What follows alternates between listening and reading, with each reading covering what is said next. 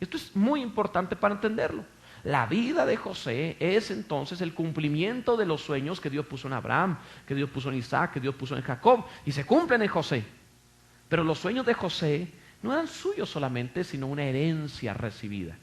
Si los sueños comenzaron contigo, deben rebasar tu vida y llegar a tus descendientes, para que sean sueños de Dios. Pero si tus sueños son solamente para este poco tiempo, entonces créeme, son vanidades. No es la idea de Dios. Ahora, viendo al respecto de esto, lo último que vimos acerca de José en la semana pasada y en los mensajes anteriores, es que José fue tratado injustamente. Él hizo todo bien, sirvió a Potifar. Y luego la esposa de Potifar lo difamó, lo acusó de un intento de violación y lo metieron a la cárcel. Y nos topamos a un José en la cárcel que no solamente no se amarga, sino que se pone a trabajar en forma, se pone a hacer las cosas muy bien. Pareciera que la vida de José va hacia abajo. Pareciera que la vida de José cada vez está más lejos de sus sueños. Sus sueños dicen que José va a gobernar sobre todos, incluyendo a sus hermanos. Pero las experiencias de la vida de José le está llevando más lejos del cumplimiento y cada día está más lejos. Lejos de gobernar, José se está encontrando con el problema de que no solo no gobierna, es un esclavo y es un esclavo en la cárcel. Entonces pon atención a esto. A veces las circunstancias te llevan muy lejos de lo que tú estás soñando vivir. A veces las circunstancias, la experiencia de la vida, te parece que te están alejando del proyecto, de lo que tú ideaste, de tu visión, de tu sueño. Pero, ¿realmente te están llevando lejos o están acercando el camino desde otro ángulo? Cuando estudiamos en la escuela mapas y veías un mapa mundi, tú veías que para viajar de México hasta Japón o hasta la India o hasta otro lado, no sé, tú veías todas las millas, los kilómetros y decías, no, está muy lejos, ¿cuántas horas ha de ser? Pero si agarras el mapa y le das vuelta y te vas por el otro lado, está muy cortito. No está tan lejos, solo tienes que darle vuelta.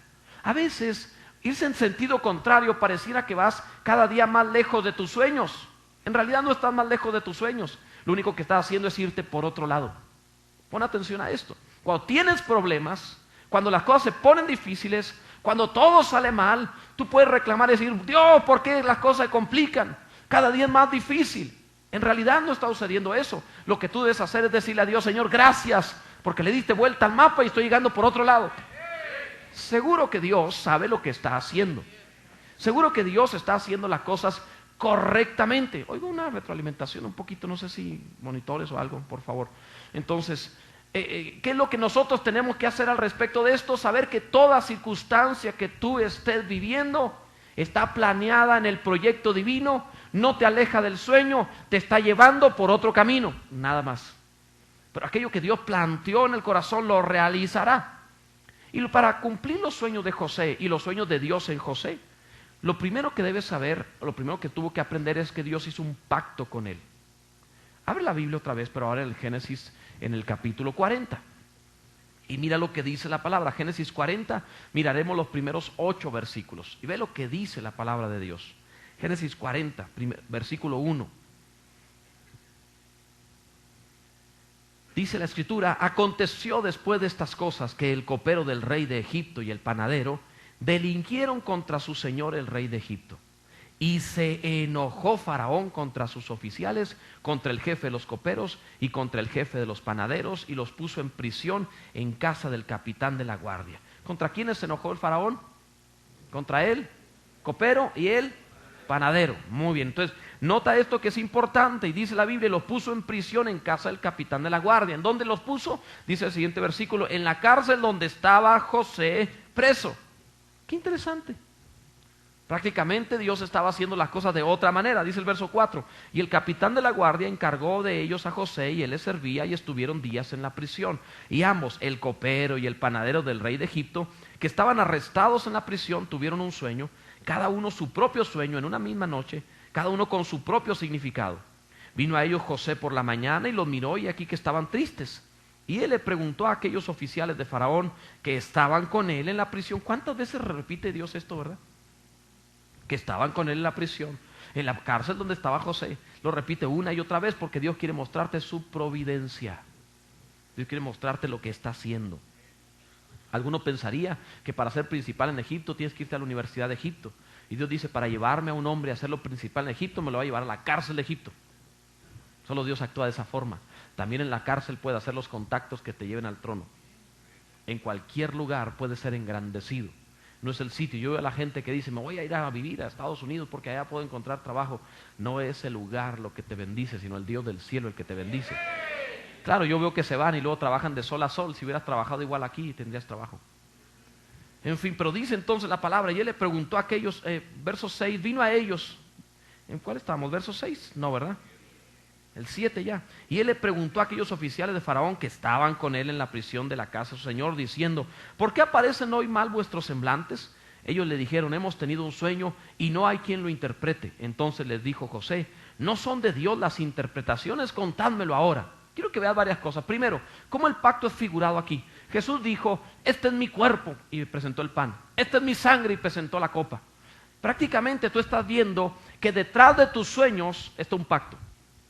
José está intentando llegar al propósito de su vida, pero él piensa que va a llegar al propósito de su vida. Bueno, no sé si lo pensaba, pero podríamos pensar que él cree que va a alcanzar el sueño mediante su forma, su fuerza, mediante sus habilidades, pero debes saber que detrás de todo lo que tú estás haciendo hay un pacto.